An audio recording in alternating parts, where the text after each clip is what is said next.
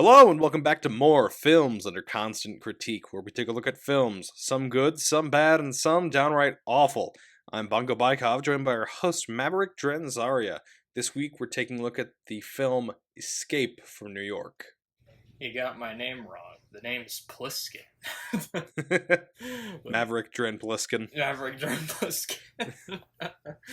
Anyway, Escape from New York, it came out in 1981, July 10th, 1981.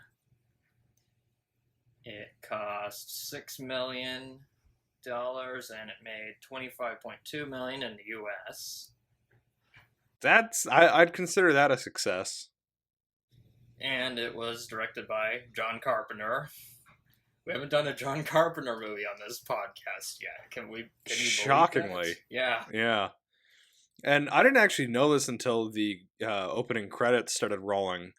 Apparently Nick Castle is a co-writer on this. Yes, Nick Castle, who we know from playing Michael Myers.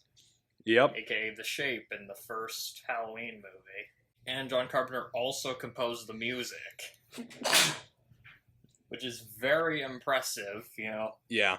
That is one thing I will say, right off the bat. The music in this movie is fantastic. I love the music, and this is actually one of my favorite music scores from a movie we've done on this podcast. It's great. And believe it or not, this was my first time watching this movie.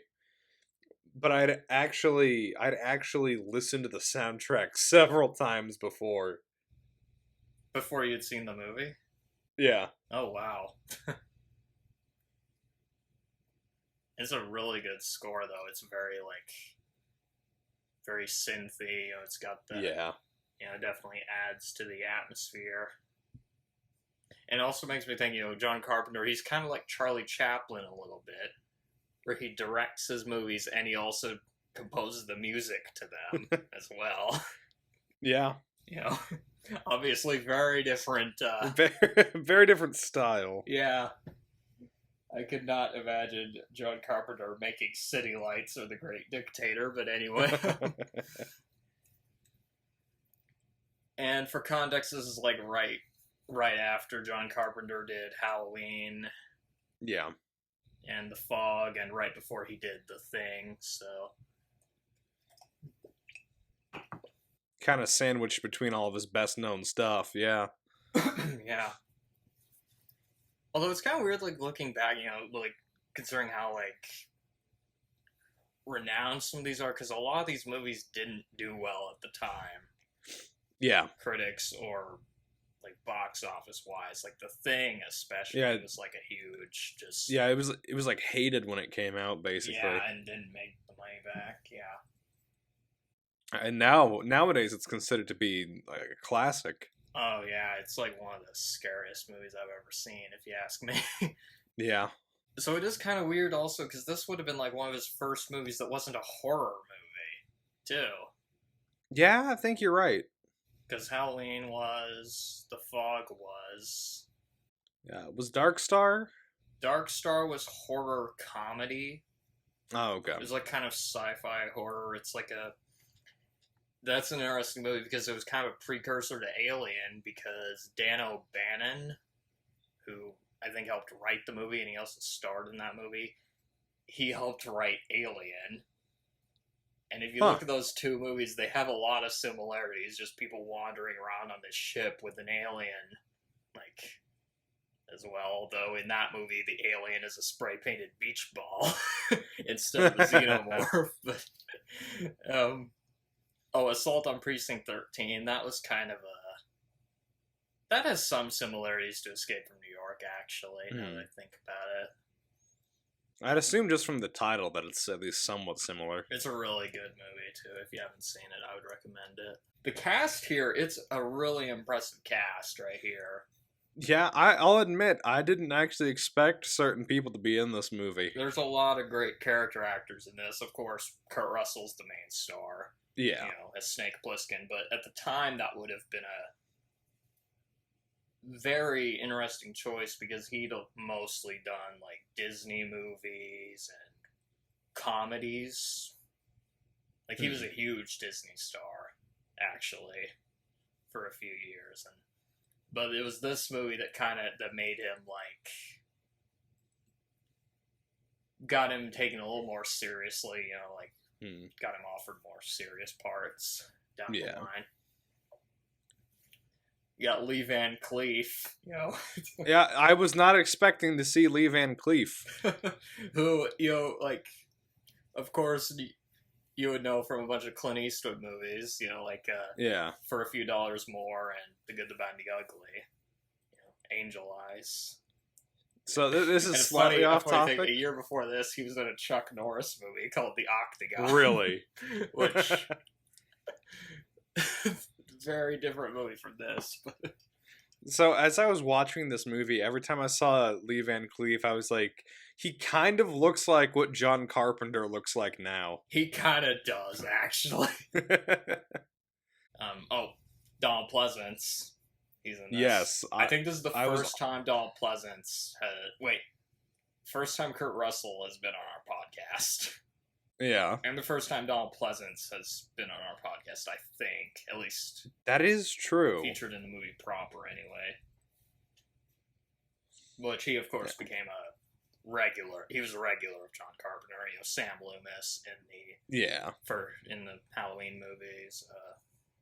We also have Ernest Borgnine. Ernest Borgnine, yeah. Who, to most people nowadays, is probably best well known for being Mermaid Man. Mermaid Man, yep. Evil! Evil! Or if you're a Mystery Science Theater fan, he was in Merlin's Shop of Mystical Wonders. Oh, really? Which Donald Pleasance was also in a few movies on Mystery Science Theater. I just remembered, Warrior of the Lost World and The Puma Man. Somehow that doesn't surprise me. Donald Pleasance was in a lot of movies, so yeah. 200 plus movies.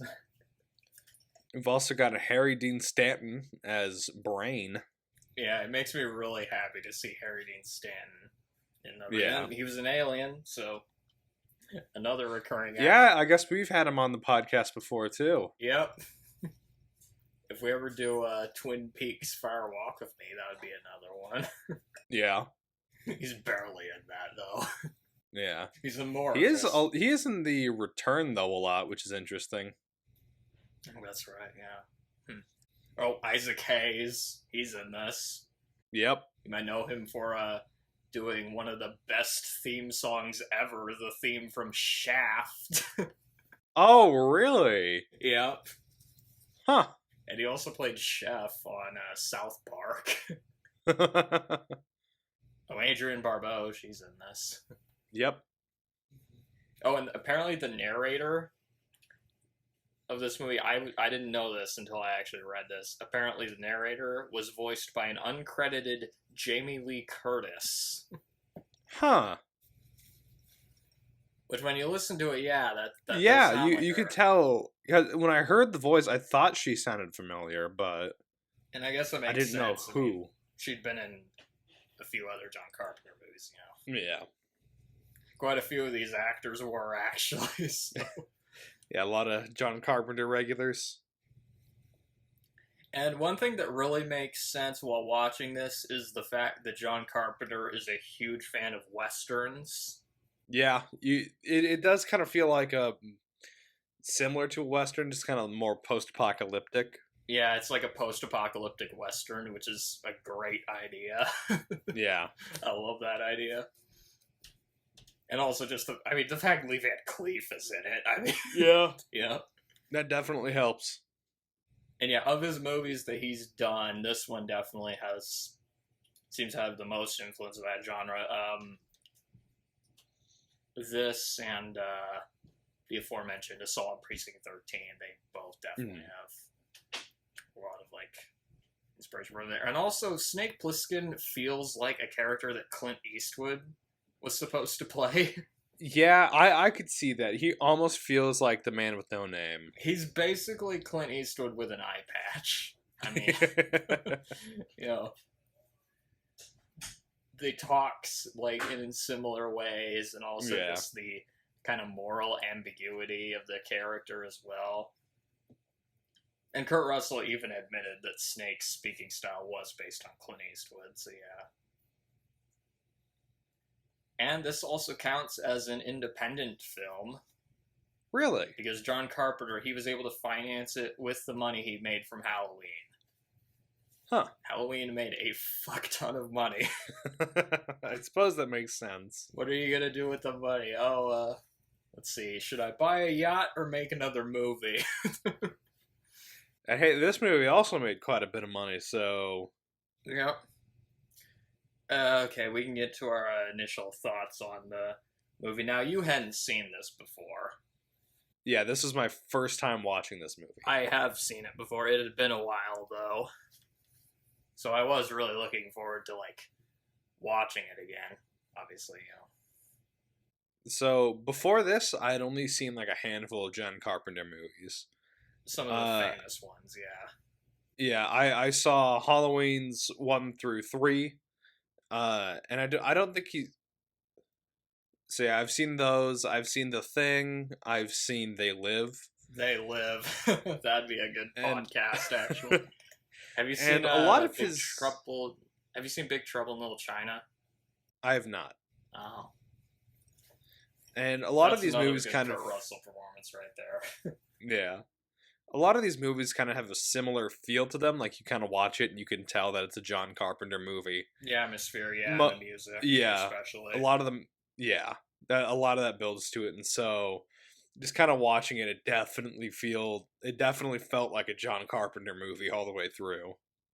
Those are your initial thoughts on it? Just, it felt like a John Carpenter movie? Yeah, those are my initial thoughts. Okay. Not whether you liked it or not, just it was a John Carpenter movie. I think I'll save that for a little later. Because my initial thoughts on this is actually one of my favorite John Carpenter movies.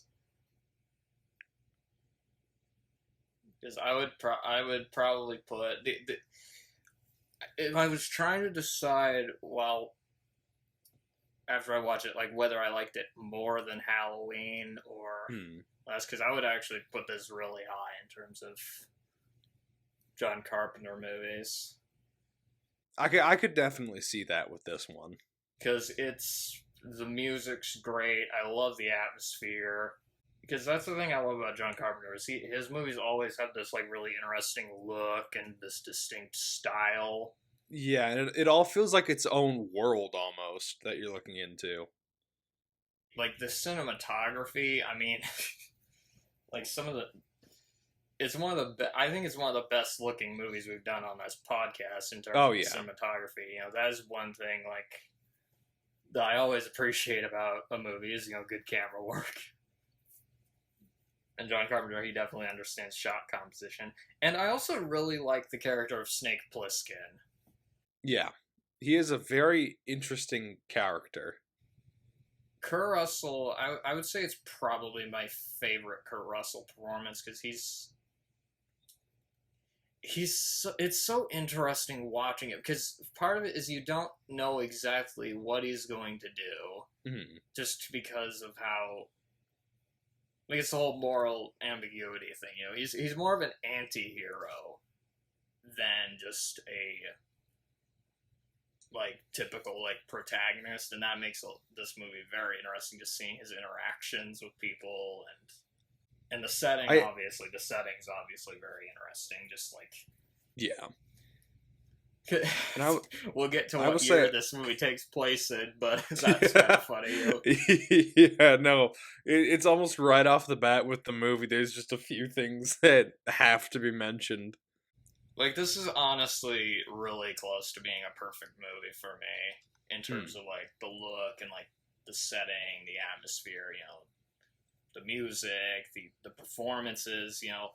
And also, I think it was just nice watching this because we haven't really done very many gritty movies on this podcast recently. So this was kind of a breath of fresh air after doing so many fantasy and superhero movies because this is more in my territory. Just movies that are more like morally ambiguous, like the characters are more anti-heroes than just straight up heroes like we've seen with other ones. Yeah, black and white, like hero, villain, you know, that kind of think. Yeah. And one thing And I I will will say, say- the poster is awesome. I love this poster. It's an awesome poster, but it's also very misleading. It's incredible. I was honestly waiting throughout the entire movie, like, okay, when are they gonna go into the Statue of Liberty?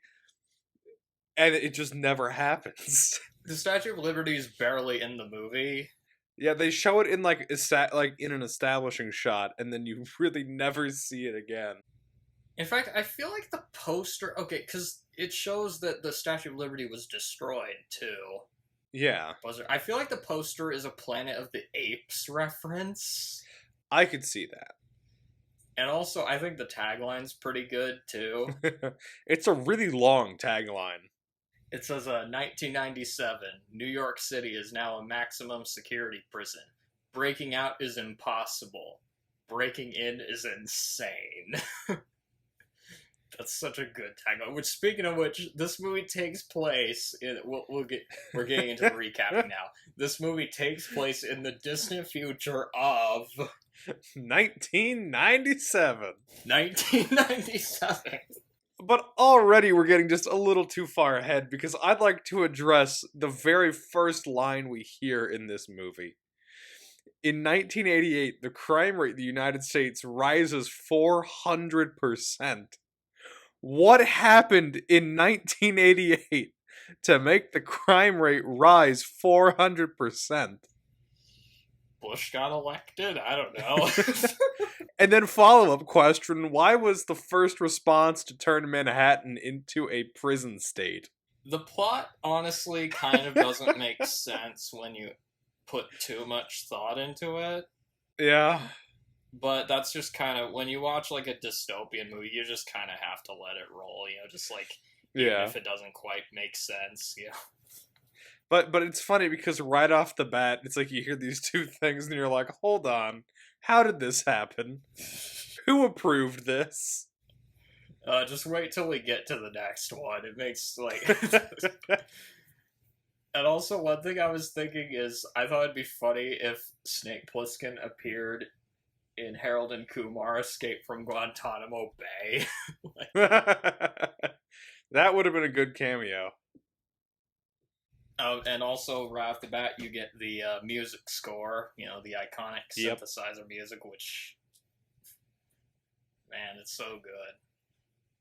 It is fantastic. It sets the mood so well. It's honestly one of my favorite music scores just from any movie, not just on this podcast, but just ever. all time, yeah.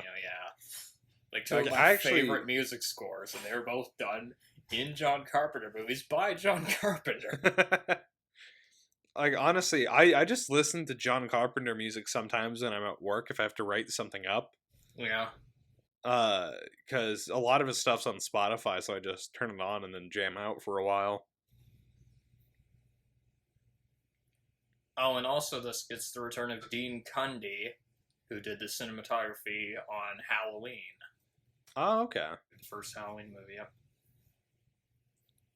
And production designer Joe Alves later directed Jaws 3D. Oh, the best one.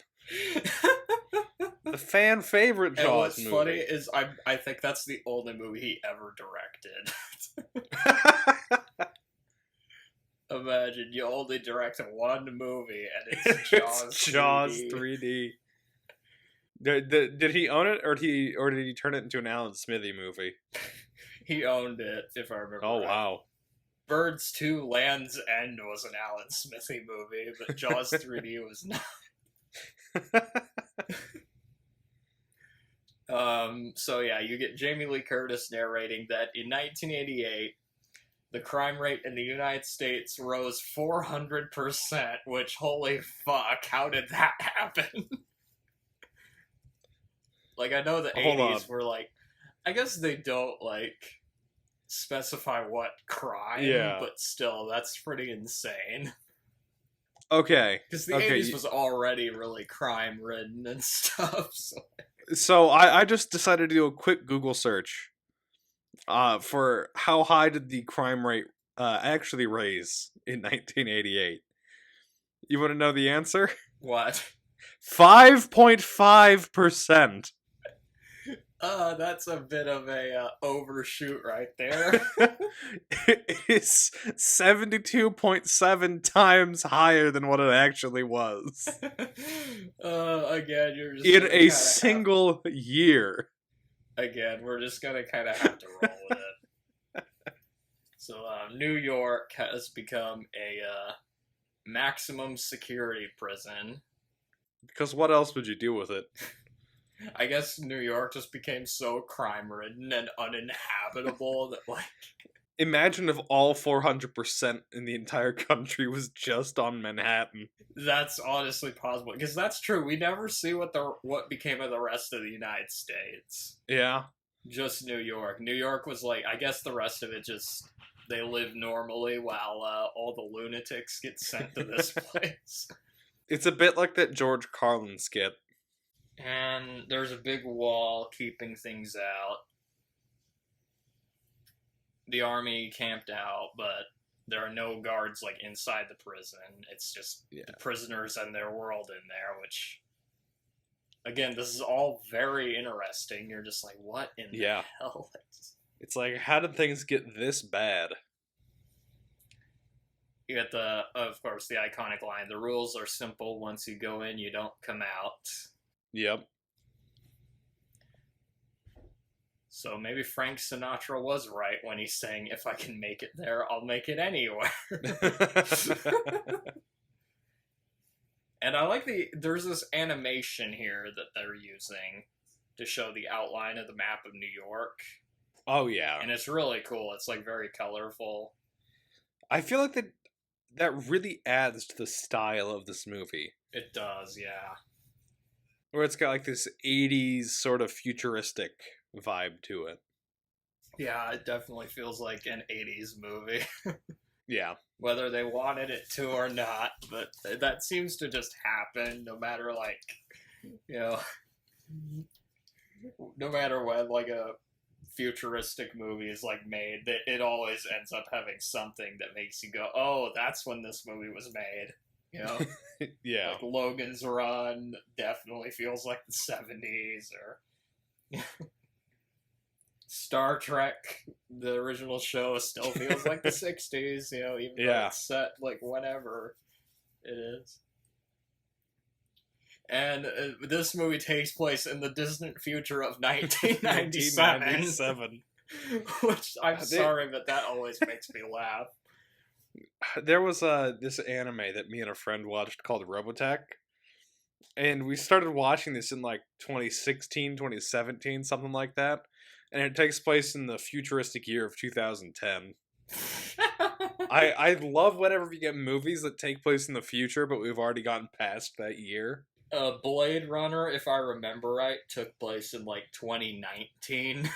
Wow, they missed the mark on that one. So we've gotten past that one. I think in a few years we'll get Judgment Day in the Terminator movies. Yeah. I'm not sure when Planet of the Apes is set, but anyway. But yeah, it does make me laugh when it, like, 1984, I mean, there's an obvious example. Yeah. We blew past that one.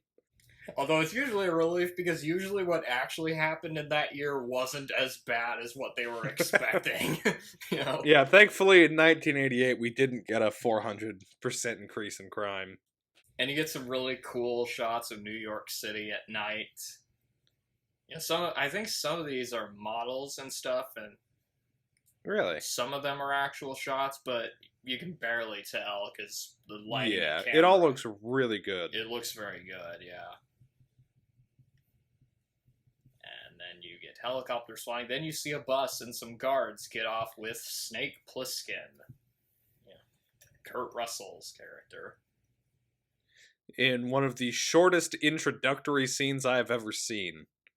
That's one thing I really like about this movie. This movie wastes no time just getting the information, like, out there. Like, exposition is, like, hardly a problem in this movie. Yeah. It is very well paced. And I also really like the use of color here in the lighting. Yeah. Yeah, that's one thing I've always really liked about John Carpenter's movies. So, there's this plane that got taken over by the National Liberation Front of America, which I don't know if this was a real thing or not, but I think it was a reference to the Viet Cong. But here's the thing: in any other movie, the main focus would be on fighting this rebel group inside America. nope. But it just kind of gets name dropped, and then we move on. But basically, they're mad at the police state, and the plane they hijacked is Air Force One, Yeah, and the president is played by Donald Pleasance, in a remarkable casting choice. which is interesting also because he was a British actor. If I remember right, yeah. I guess we got a British president. I guess this wouldn't be the first time. I mean, Peter Sellers in Doctor Strangelove, Yeah, President Merkin Muffley. Peter Sellers, he's playing like 3 characters in that movie, and they all have completely different accents. But yeah, that is a good casting choice, though. Donald Pleasance as the president. Yeah. I mean, of course, why not? And so, in order to save the president's life, they handcuff a briefcase to him that has some documents on some nuclear fusion devices. They stuff never him in a really pod. specify what exactly is like in the tapes and stuff, if I remember right. I think they briefly mentioned something about nuclear fusion. I guess it's just a MacGuffin. It basically is. And so they stuff him in a pod, and then he lands inside a building inside of New York City. Red escape pod, which I thought was interesting. But then he gets captured by a gang and held hostage. And they also cut off his finger. So again, this movie is wasting no time cutting to the chase, Also, I love the guy that comes out and shows off the finger. He shows up, a bit later in the movie too. It's like the right-hand man of the Duke of New York. But I just love his design and the way he acts. It's just like perfect. The gang members, they all feel like they're actually like these like criminals. They don't get too many lines though, but yeah, you got to give credit to like the actors that they're able to convey like so much, And the costumes are good too. So they're just 80s gang members. I mean, you take 80s gang members out of almost any movie for that time, and that's about what they looked like. Yeah, basically. There's the guy with the weird teeth and stuff, that does like a snarl every now and then.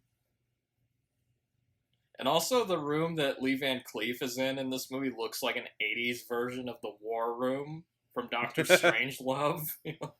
Yeah, I could see that. Gentlemen, you can't fight here. This is the War Room. This is the War Room. Yeah. But Lee Van Cleef, he... I think his character's name is Hawk, if I remember right. Yeah, but it's spelled weird. It's like Hauk. He has them bring in Snake Plissken. He, at one point, he says, "I'm not a fool, Plissken," and he says, "Call me Snake." And this is interesting. They're basically giving, like, some of Snake's accomplishments, but they never really expand on any of this. It's just like rapid fire exposition. They're because it says he was in the Special Forces. He was in something called like the Leningrad Ruse or something like that. He has 2 Purple Hearts apparently, which I don't know if you can get 2 of those, but okay. Well, it's time to find out. And he was also the youngest man decorated by the president. Oh yeah, you can receive multiple Purple Hearts. Okay. I must be thinking. It's very unlikely, but you can. Yeah, well, Snake apparently managed to get 2 of them somehow. But of course, he was sentenced to prison, apparently for robbing the Federal Reserve, which I mean, that's pretty impressive. That itself would make an interesting movie. I mean, because like, how do you rob the Federal Reserve? Yeah, like, that's begging for a prequel right there. Escape from the Federal Reserve. I also love just how fast this conversation between Hawk and Plissken goes in this scene. And you can tell, like, just, yeah, from their interactions, also just, like, the disdain they both have for each other, you know? Yeah. Like, it's so funny. I love how Snake, like, says at one point, get a new president. I don't give a fuck Yeah. about your war or your president. You're just like, he's not much of a talker, but when he is, like, he makes his disdain loud and clear, you know? Just, he does not give a shit. Yeah. And basically what they're doing is they're pulling a dirty dozen here where they're like they're trying to get a criminal to do their job for them. Yeah, to do basically a suicide mission to save the president. And if he succeeds, he'll get a pardon. And Snake, he's at first a bit hesitant about it, or maybe he's not. Maybe he's just fucking with him. Very likely. He's incredibly sarcastic in this movie.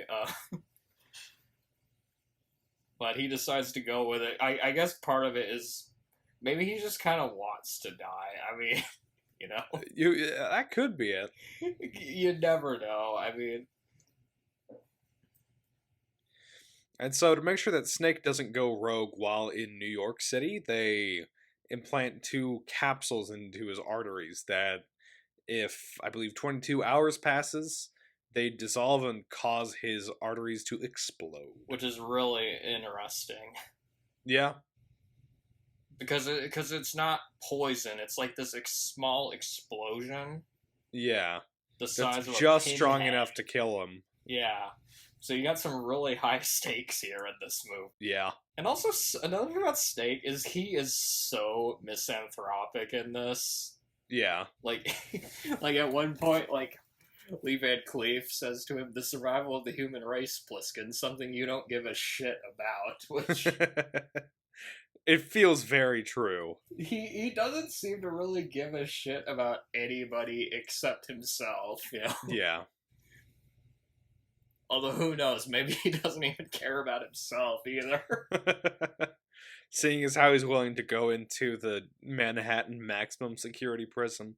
And to show how much he's enjoyed Lee Van Cleef's company, he then says right before he leaves, "When I get back, I'll kill you." Honestly, that a little bit reminded me of First Blood Part 2 Rambo. There is, yeah, I definitely get some Rambo vibes from Snake in this. Yeah.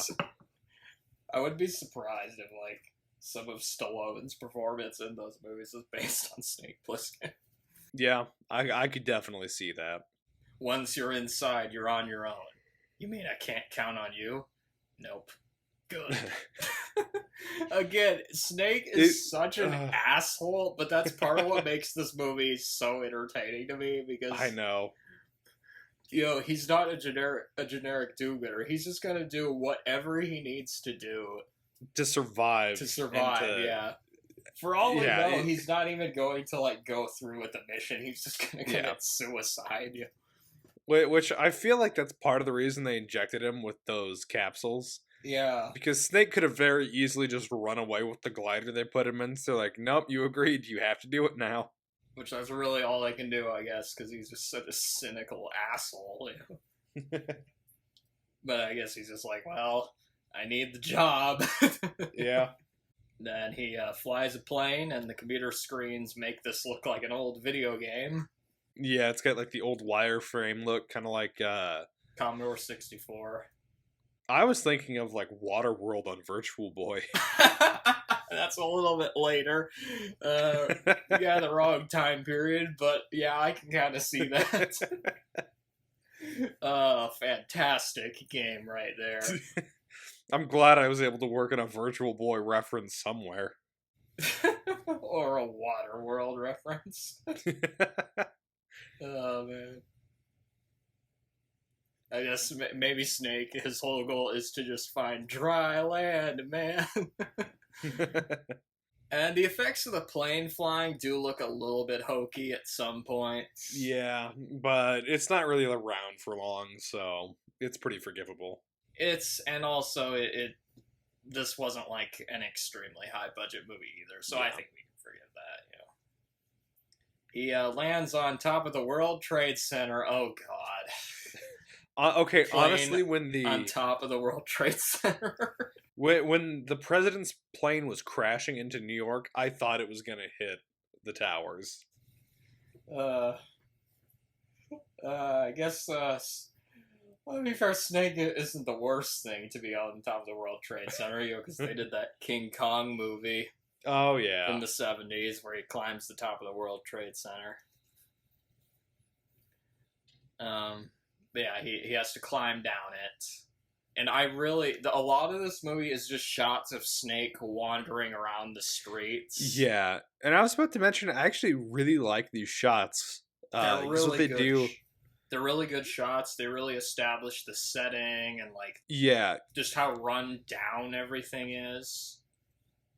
Because it's basically an apocalyptic wasteland, yeah, but it's an urban wasteland that's run by street gangs. yeah. And it's also the middle of night, so there's a lot of really nice atmosphere that's built up during this. Yeah. Yeah, if this were shot during the daytime, it would not have looked as good. Oh no, and in fact, there are some scenes towards the end that take place during the day, and they just don't look anywhere near as good as these night shots. Not quite, no. And Snake, he's just wandering around alone for a lot of this movie, which doesn't even seem to bother him that much. No, Hell, he's probably enjoying this. I mean, he seems like a person that just likes wandering around broken down cities alone. yeah. And so And Snake ends up, I also like how there's like fires. yeah, just everywhere. Yeah, so people can like see at night. That was interesting. Yeah. And so Eventually, he finds a building with a drag show being performed. I have no idea what was happening, but that was one of my favorite scenes in the movie. It was so out of nowhere. I didn't even know what the fuck was going on. Like, I can tell you this much: I did not expect to see that scene from this movie. no. Felt like something that would be in like an old vaudeville movie, not Yeah, that's what it this feels movie. like. Yeah. One of the guys watching it is played by Ernest Borgnine. And I think he's just called Cabby throughout the movie. Cabby, yeah. And he's essentially a cab driver inside of this maximum security prison. He is a much nicer cab driver than Travis from Taxi Driver. And this also raises a few questions. What did Cabby do to get thrown in here? And why was his first thought to drive a taxi? That's true. Yeah, he's like the only cab driver that we see at least. Yeah. And he seems like a really nice guy too. Yeah. So like, what did Ernest he do? Borgnine. I mean, Ernest Borgnine. No matter what movie or show he's in, he always seems really friendly, whether he can help it or not. Yeah. Who knows? Maybe they just didn't evacuate Manhattan, and he was one of the few people to live. And another thing that's interesting is a lot of people, they seem to recognize Snake Plissken. Yeah, so Cabby recognizes him. There's a couple other people later on that are like, "Hey, you're Snake Plissken. I thought you were dead." I guess he robbed the Federal Reserve. That's pretty True. famous. But like, they allude to other stuff that he's done. So you're Yeah, just like they allude a lot to like the war that he fought in. There's another interesting scene here where he's like wandering around, and I think he's just trying to find the way out of the building. He like finds some gang members, and they're just assaulting this girl. Yeah, And he just walks past. yeah. He does nothing. It's not his fight. He's only in this for himself. Which again, that's another, because you would expect, like, in most movies, the main character would break up the fight, maybe kill a few guys, but no. Yeah. Snake, he's an asshole. He's just gonna keep walking, yeah. And that's another thing, like I said, that makes this movie so interesting to me. It's just... He's the main character, but he's not necessarily a good guy. he's a bad guy fighting worse guys, I guess Yeah. is the way to put it. Although I guess it's debatable whether he's better or worse than them. I don't know. And he's trying to find the president with a tracking signal. And he ends up finding some, like, homeless crazy man. And he basically thinks the president's dead. Yeah. So he calls Lee Van Cleef and like says, he like asks him to bring him out, since he thinks, the president's dead. There's no point to the mission. And then They basically just refuse and say, nope, you find him. I think what Lee Van Cleef says, he says, "You climb out, I'll burn you down." Oh, yeah. Which, great line right there. You get more of Plissken walking around the streets. I like how he takes a moment to sit and rest on a chair. Yeah. Even the most hardened criminals, I gotta take a break. Need to rest their feet for a couple seconds. Just for a few seconds. It doesn't last long because he sees there's like gang members just running around the streets. Yeah. He hides in a rundown store with a bunch of rats in it. And there's this woman there. She asks him for a cigarette. And she also ends up knowing who Snake Plissken is for some reason. Yeah, anytime Snake meets someone in this movie, they just recognize him. And another thing they also say is, they usually say, "I thought you were dead." Yeah. It feels like there's almost something missing there. I kind of like the fact that they don't explain this, though. Because it like, leads to more speculation, like, of what this guy's past was like. Yeah. And I like this one exchange here. She asks, where she like says, "You're a cop," and he says, "I'm an asshole." Again, that classic Snake Plissken sense of humor right there. And she almost makes out with him, but then gets pulled into the floor by gang members. So that's another thing. You're like wondering, is this character going to be in more of the movie? But nope. Nope, she dies. Dies in the very first scene she's in. Which that's another thing that's interesting about this movie. Like, is just, you don't know who's going to make it out alive or not. It's very willing to just kill whatever character it wants to, this movie. Yeah, exactly. And it doesn't feel like just a cheap, like, just gimmick or something like what they did with Chewbacca in Rise of Skywalker, And so Cabby ends up showing back up again and saves Snake from all these gang members that are running around. Well, come to think of it, maybe it's better it worked out this way, because Snake Plissken would not be the best person to be in a relationship with. Oh, no, it would be awful. Like, the guy barely talks or shows emotion besides being angry or annoyed. Yeah. So maybe she got off the hook there. I also like how he shoots a wall and then breaks through it. That's pretty cool. Yeah. But yeah, his walkie-talkie breaks. And like you said, he meets Ernest Borgnine again. And in order to thank Cabby for saving him, Snake holds a gun to his head and asks him where the president is. Because, of course, this random cab driver would know where the president is. That's another thing. Clearly, they must have some kind of past. Like, yeah. Where they've met before. Who knows? Maybe Cabby tried helping Snake to rob the Federal Reserve. Maybe, I don't know. Maybe he betrayed him. I don't know. He was the getaway driver, but he got caught. He'd probably just kill him if that were the case. I also like how, Ernest Borgnine being his friendly self, he like says, "Snake Plissken in my cab? Wait till I tell Eddie." It's like, that line gets a chuckle out of me.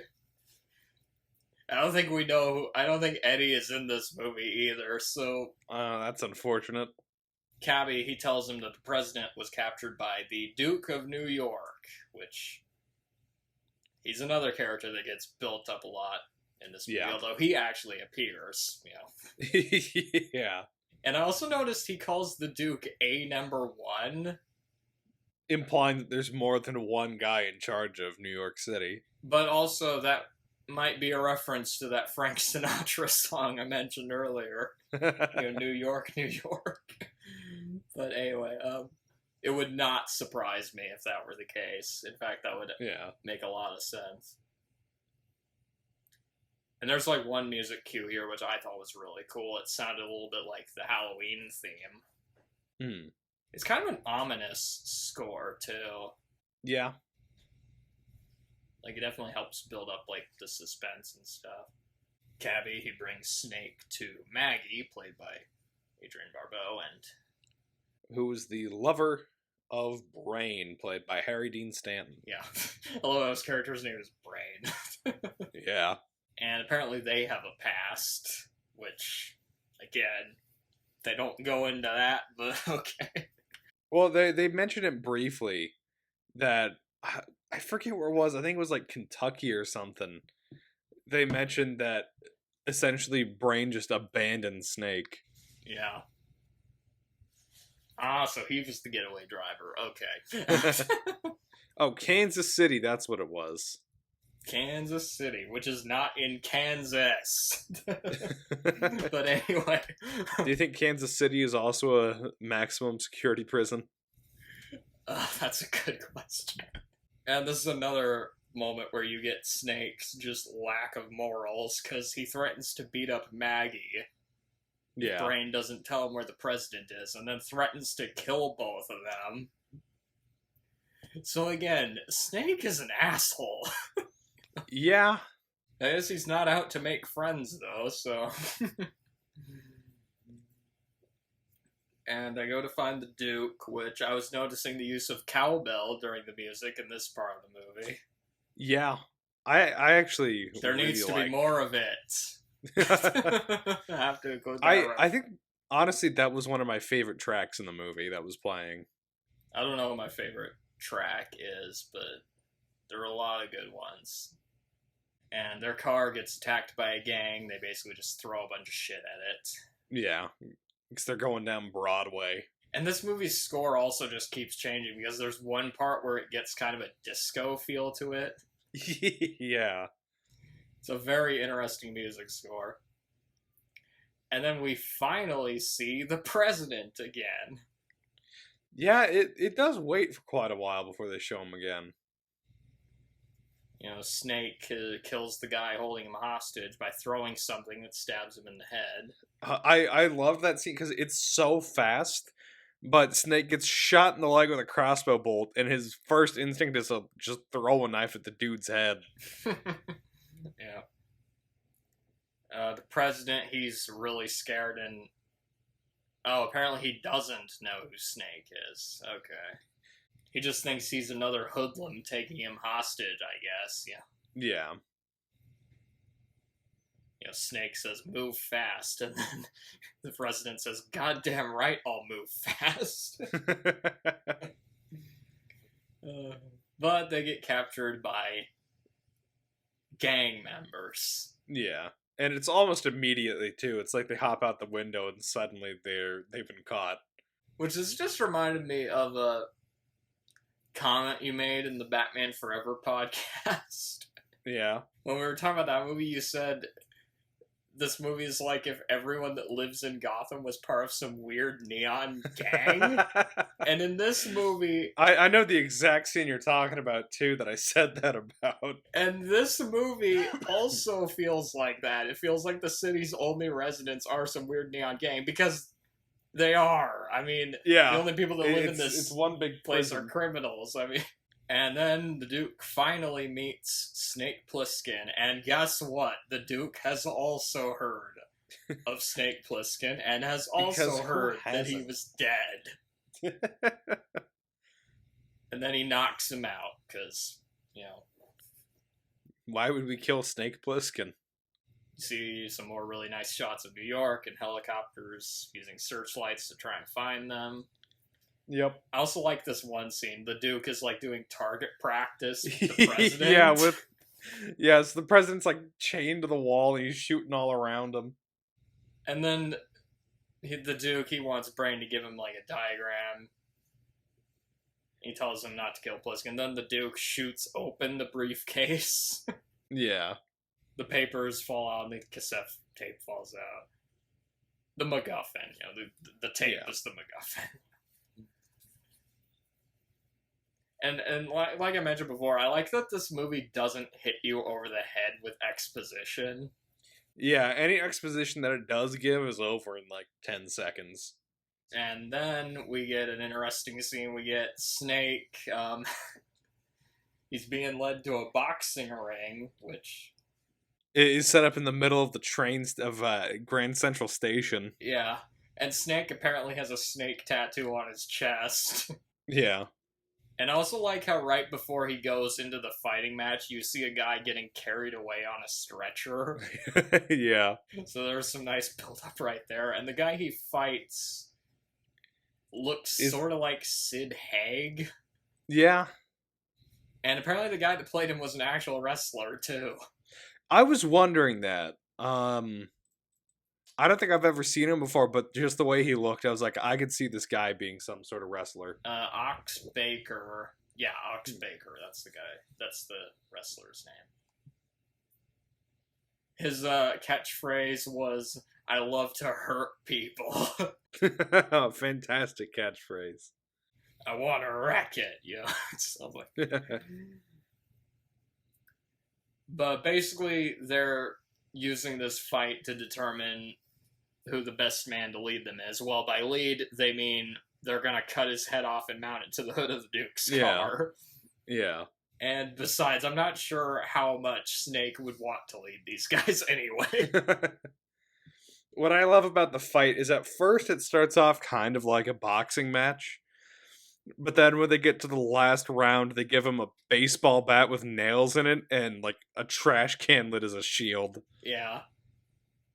I guess that's all they could find for weapons, in the wreckage of New York City. And he kills the guy by stabbing him in the back of the head, Yeah. Of course. People cheer his name. And something I noticed about this movie, though, there's not a lot of blood in it. No, because you see... At least around, there's a little bit later. Yeah. But, like, you see the wrestler, like, fall over the side of the ring and, like, the back of his head looks fine. Like, this isn't, like, a very hard R movie. Yeah. I guess the PG-13 rating didn't really exist at the time. Another thing about this movie, Donald Pleasence looks weird in a blonde wig.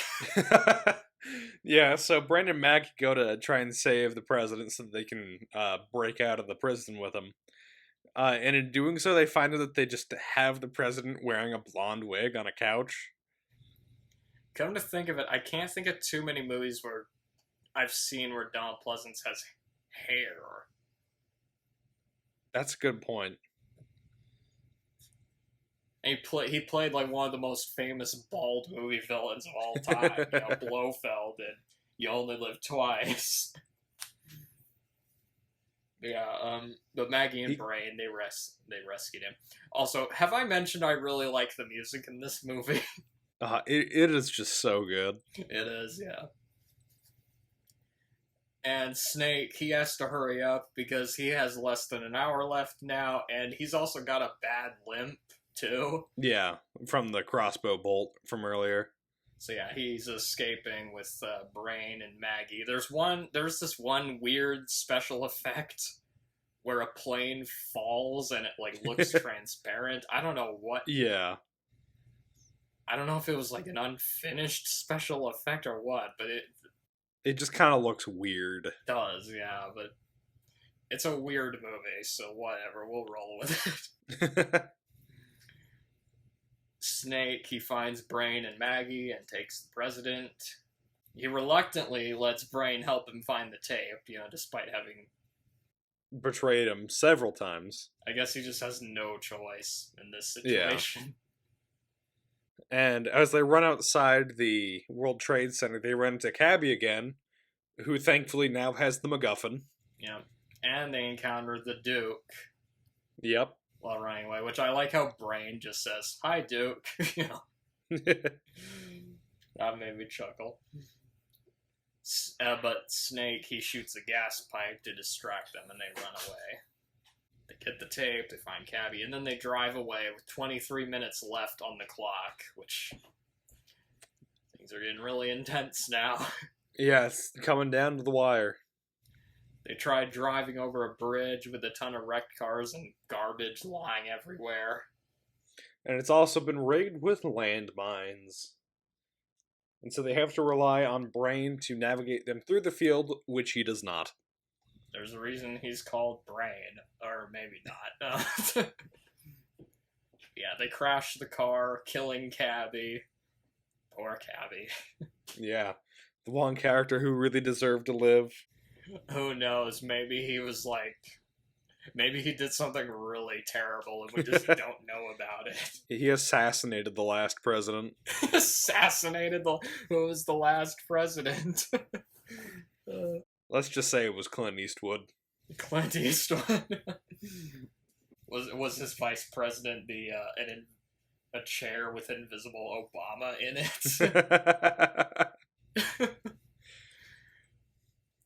But yeah, Brain, he gets killed by an explosion, and Maggie isn't given much time to be sad over it. Nope, she basically just picks up Snake's gun and starts shooting at the Duke. Like, Snake says they have to keep moving.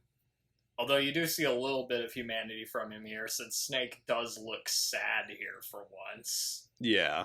Or maybe he's just exhausted from all the running. Snake runs off, and Maggie stays behind and gets killed by the Duke's car. Which, this was probably the bloodiest part of the movie right here, although it does go by pretty quick. And Snake gets the president to the wall, but unfortunately, he doesn't quite get over it in time since he's fighting the Duke. And I like this part here, the president, like, gets out this machine gun. Yeah, and guns down the Duke. Mocking him, calling him A number one.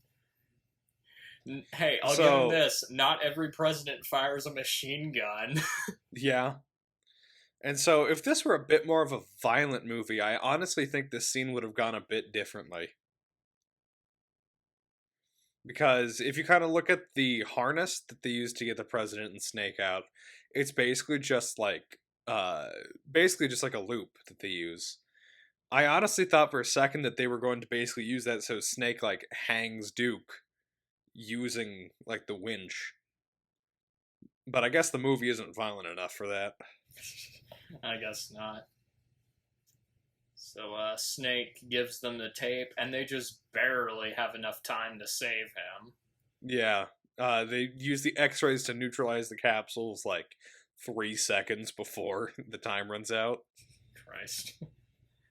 So I guess Snake did care about saving his own life. But yeah, that was a pretty intense moment right there. Like, anytime you put, like, a countdown in a movie, that's automatically gonna make it stressful. A little bit more intense if you keep flashing to, like, how much time they have left. Yeah. And so the president talks to Snake for a little bit and tells Snake that he can give him whatever he wants. And Snake just asks him a question about what does he think about the people that died along the way trying to help him. And the president gives a pretty kind of, I don't know how to describe it, he just kind of brushes it off. He's like, well, they served their country. They will be missed. They made a great sacrifice for their nation, yeah. Yeah. And Snake isn't really impressed with this eulogy. Yeah. And so he just walks off, and then Lee Van Cleef, he offers Snake a job, which he turns down. You know, we'd make a hell of a team, Snake. The name's Plissken. The exact opposite of what he said earlier. That's interesting. That they kind of allude to that previous line. I also like the line where Hawk asks Snake, "Are you going to kill me now?" And Snake's response is, "No, I'm too tired." I'm too tired. Yeah, that was pretty good too. I mean, at that point, he's already killed a few people, so... Yeah. Yeah, so the president gets up to give a speech to this council that's meeting on nuclear warfare with China and the Soviet Union. It's like a really important summit, if I remember right. Yeah. And so the president puts in the tape that Snake gave him that will talk about nuclear fusion, and it instead plays Bandstand Boogie. The tape that Cabby was playing in his in car his earlier. cab, Yeah. And Which so Snake starts. which, just think about this, he basically fucked up this meeting right the there, and just the because he entire wanted to play a summit. prank on the guy. Who knows what the result of this could be? Because And then it's around nuclear war or something. Like, you're just like, oh my god. Yeah. And then But as it Snake is walks really away. funny, though. It's a very funny way to end the movie. Yeah. And then as Snake walks away, he tears out the tape from the real one. Which I guess so they can't have it and they'd never have peace? Because that's what Snake wants? It's a really, yeah. It's kind of a fucked up way to end the movie. But to be fair, Yeah. that does seem like something Snake Plissken would do. It is definitely in line with the rest of the movie. Because it's kind of a cynical movie when you think about it. It very much is. Like, just... Because there aren't really any good guys in this movie, or... Yeah. Like, And everybody's a criminal, everybody's corrupt, I guess just... Nobody And then really likes each other. Like, the only person that really seems very joyful at all during this is Ernest Borgnine. Yeah, Cabby is very happy about everything happening for some reason. Which means he might be a sociopath. Yeah, and he might be psychotic. That might be why he's here. I don't know if you noticed this, but during the credits, all of the actors' names are spelled entirely in lowercase. Oh. I didn't notice that. No, I guess I just... I don't know. I don't know, some movies do that, I guess. But yeah, so what are your overall thoughts on the movie? So, I think it's a really good movie. I'm very glad I watched this. I will say too. it is probably one of my favorite Carpenter movies that I've seen so far. Okay. Like, would it I don't be... think... I'm gonna guess your favorite John Carpenter movie is The Thing? Yes. Okay. And so, I think I would honestly put this underneath The Thing. I think that's my second favorite Carpenter movie. So it's above Halloween, then? Yeah. That's interesting. Both have Donald Pleasance in them. True. But I think the one thing that really stands out to me, though, is in this movie, it really feels like its own world. And I really want to see more of it. You won't, unfortunately. Have you watched Escape from LA yet? Not yet. Well, just from the title, it's not set in the same place, but I'm gonna make a bold claim here. Yeah. This might be my favorite movie we've done on this podcast. Oh, wow. I'm not doing this as a joke either. Like, if it isn't, it's in the top 5. Definitely. It's definitely in the top 5.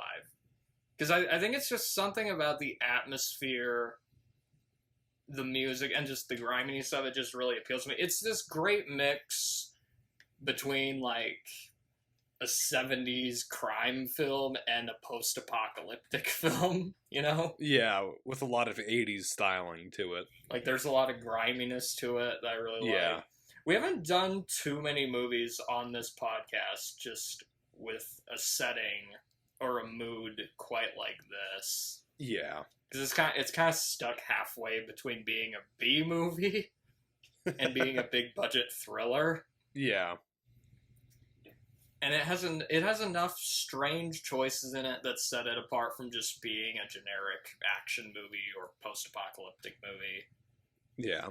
Which the setting definitely plays a huge part. It's just, you don't usually see New York City this run down and deserted. Yeah.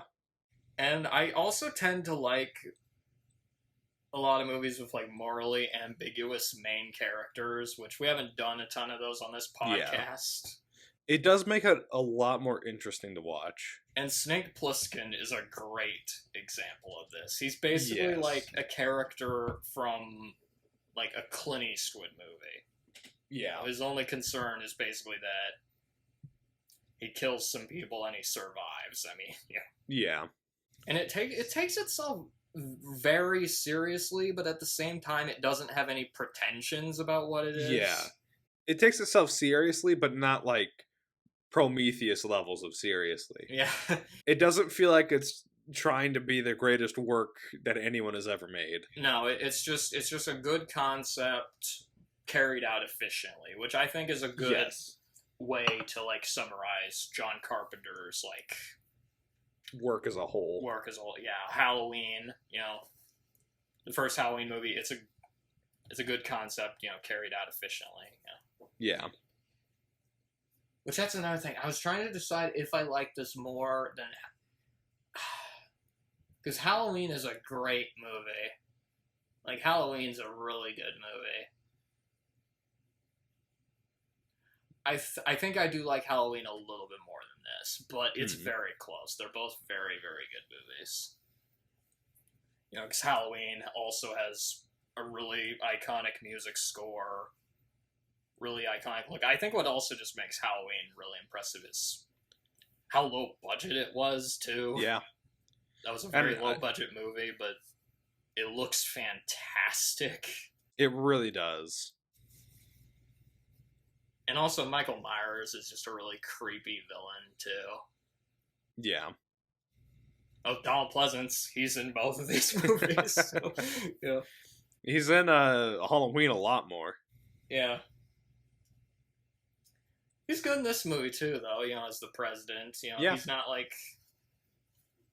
He serves his purpose, basically. I think the cast, what the thing with the cast is they're not playing very complex, like... Yeah, a lot of them are pretty one-dimensional. They're very, but the actors play it just well enough that it works, you know. Like Harry Dean Stanton, you know, his character's not like 100% fleshed out, but he doesn't have to. I mean, he's Harry Dean Stanton, he's a good actor, so kind of gets away with that. So you definitely put this at least in the top 5, you say? Of the movies we've done on this podcast, definitely. Maybe even... Yeah. It's just... I'd have to look at what else we've done, because, like... The only competition it might have are Empire Strikes Back and the first 2 Alien movies. Those are the only movies that probably would compete with this as, like... favorite movie on this podcast, but it's definitely up there for sure. Like it's a very good movie, very enjoyable movie. Yeah, I'm not entirely sure. I think it's just Snake Plissken is what pushes it over the line for me. It's just I think Snake is just a really interesting character. You know, again, a very unpredictable character too. Yeah, because he has no code of ethics. He's just gonna do what Snake does, you know? Yeah. I'm not entirely sure. Maybe he takes his nickname literally, like he's just acting like an actual snake. I'm not entirely sure where I'd put it on my list. I think it might be top 5. At the very least... It's a really good... I love the movie. It's really fucking good. At the very least, it would be top 10 for sure. Oh, absolutely, yeah. And it was also kind of a relief, too, because, I mean, I really enjoy Evil Dead 2, but it's such a roller coaster ride that I kind of need stuff that is a little bit slower, you know? And this movie, it's slow-paced, but there feels like there's more done of a reason well. to It doesn't feel like it's that slow. John Carpenter, like, he does a good job with, like, building atmosphere and, like... Yeah. Making scenes that don't really seem like much is happening feel more, you know. The music definitely helps in that regard, you know. It's a real... Like I said, this is definitely one of my favorite music scores. Yeah. Of all time. Which, it's even more impressive just the fact that John Carpenter himself did the music. Yeah. All of his scores are just really impressive. I think we can move on to the trivia, though. Yep.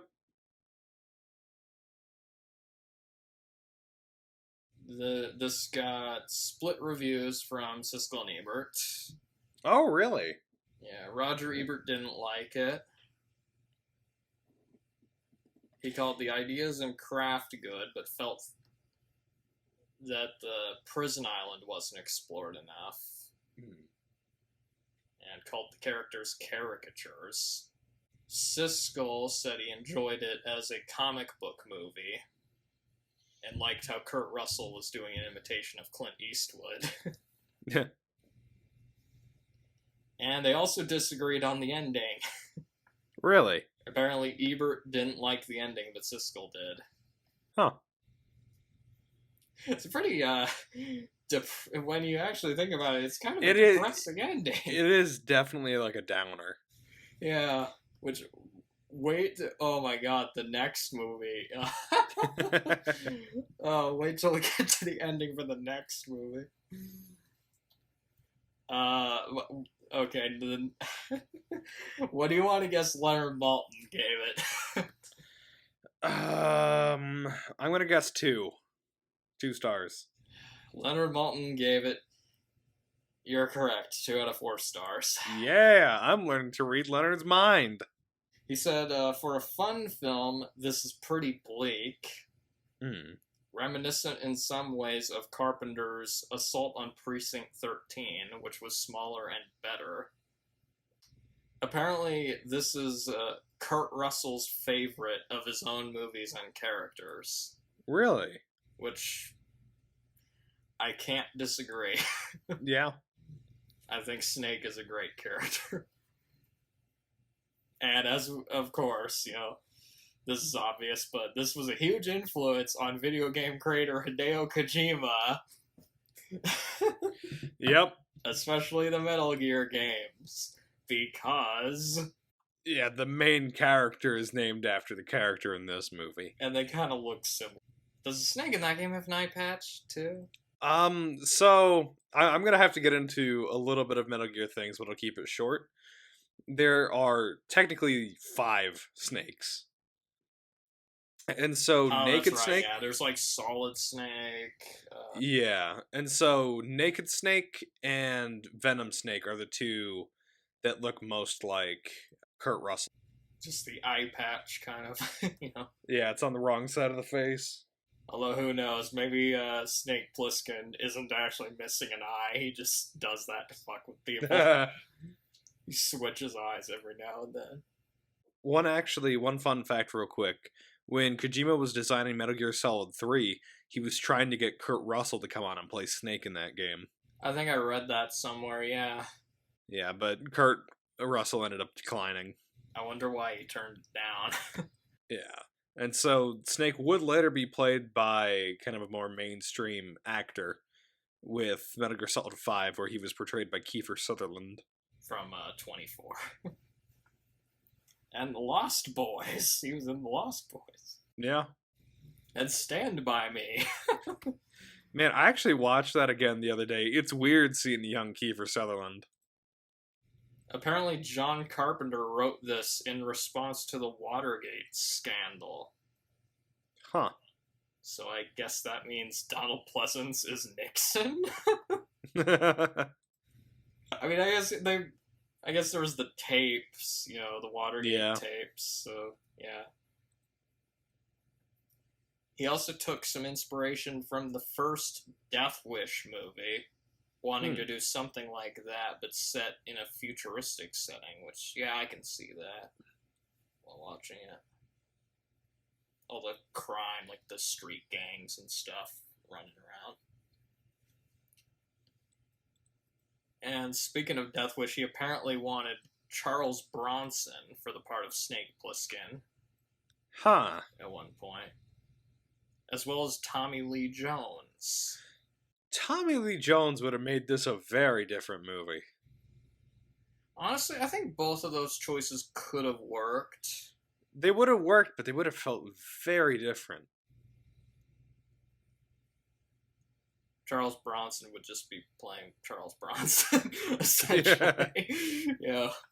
Kurt Russell had to take off the eye patch between takes as it affected his depth perception. Yeah. Yeah, that makes sense. Carpenter was originally going to direct the Philadelphia Experiment, but turned it down to do this movie, which definitely a better choice. Mm. Carpenter and his crew persuaded the city to shut off the electricity for 10 blocks at a time at night. That's impressive. Yeah. Guess when you have millions of dollars, you can just do whatever the fuck you want. Yeah.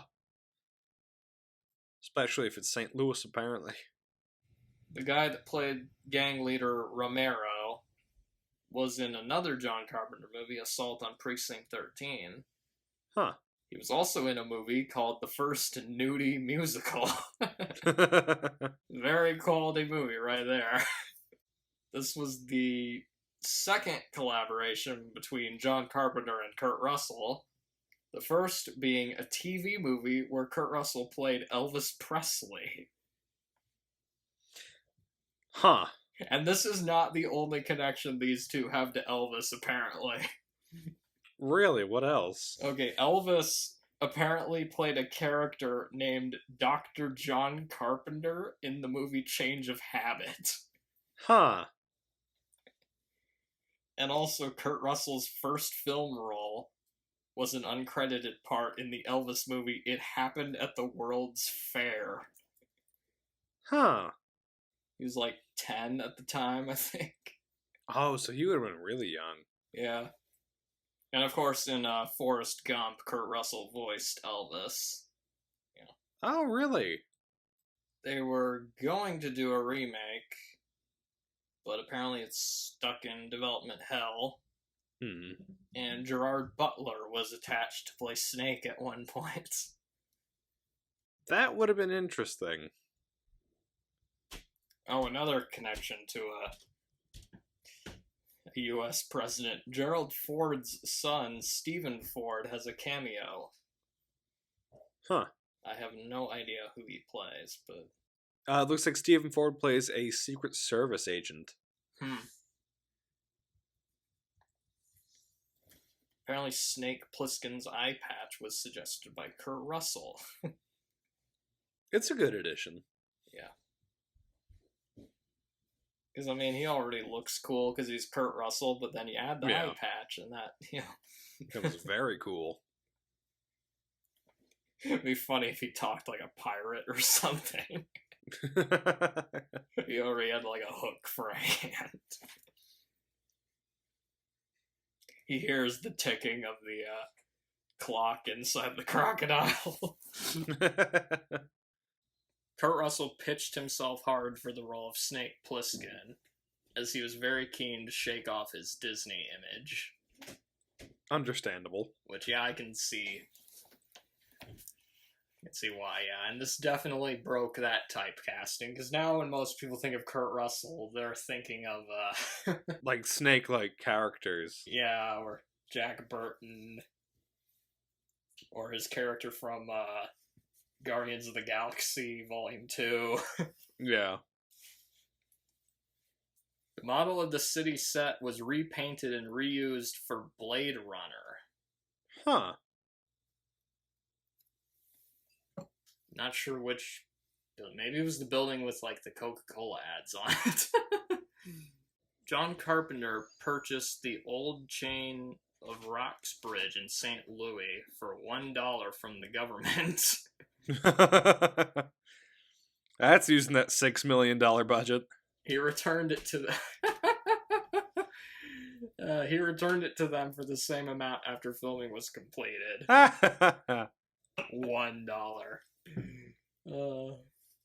The shot where the helicopter flies over Central Park was actually filmed in San Fernando, California. They're really just filming this movie wherever that's not New York. What's funny is, yeah, in the next movie, I think you see San Fernando Valley, too, in the next movie. The buildings in the background were matte paintings by James Cameron. Really? Huh. So, wait. This is what, the second time James Cameron has been involved in a movie on this podcast? Yeah. Way back in Aliens. Yeah. Yeah, I don't think we've had them since then. Unless we did a Galaxy of Terror. Now that's a movie. Yeah. It's a movie. The wireframe computer graphics on the display screens in the glider were not computer generated. Hmm. Computers capable of 3D wireframe imaging were too expensive at the time. Special effects designers built a model of the city, painted it black, attached bright white tape to the model buildings in an orderly grid, and moved a camera through the model city. Huh. And it looks pretty good, I'm not gonna lie. It looks really good, actually. That's sort of like how they achieved the Max Headroom special effects, now that I think about it. Yeah, it was all practical effects to replicate something digital. The night street scenes were filmed in East St. Louis, Illinois, across the Mississippi River from St. Louis, Missouri. So this was filmed closer to Kansas City than the actual New York City. East St. Louis is filled with old, run-down buildings and entire neighborhoods burned out during a massive fire in 1976. Huh. That would give it its dystopian look for sure. Yeah, that makes sense. Kind of reminds me of, Full Metal Jacket, Stanley Kubrick, he went around and found, wrecked buildings Hmm. to shoot at for that movie, so yeah. Hey, sometimes you don't need to build sets. You can just find good locations, and that works. John Carpenter originally wrote the film between 1974 and 1976 in reaction to the Watergate scandal. No studio wanted to make it because it was deemed too dark and too violent. So he was just sitting on that one for a while then. Which that changed after the success of Halloween. Mm. Hey, it can't be any more violent than Halloween.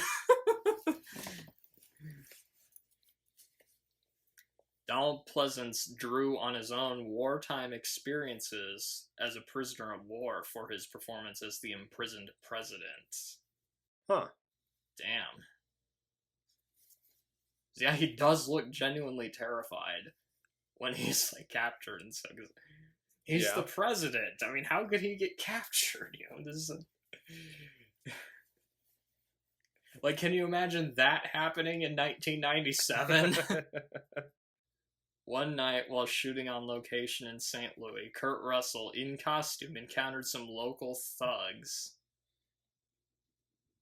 He had unwittingly strayed into their territory, but they were suitably intimidated by his appearance not to give him any trouble.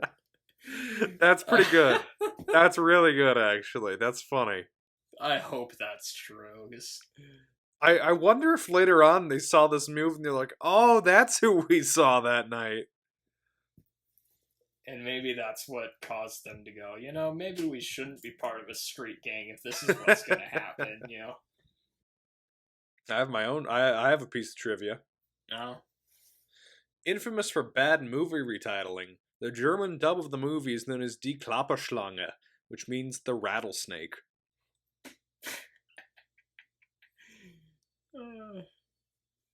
I guess he is named Snake, but yeah, that's very misleading.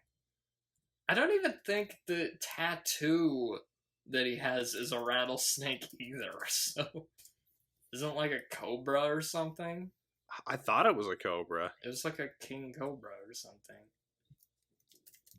Yeah, it's a cobra. Yeah. Doesn't make any fucking sense. What? Thanks, Germany. What did you say was the title? What was the title in German? Die Klapperschlange. Okay. I'm kind of curious what some of the other alternate titles were now.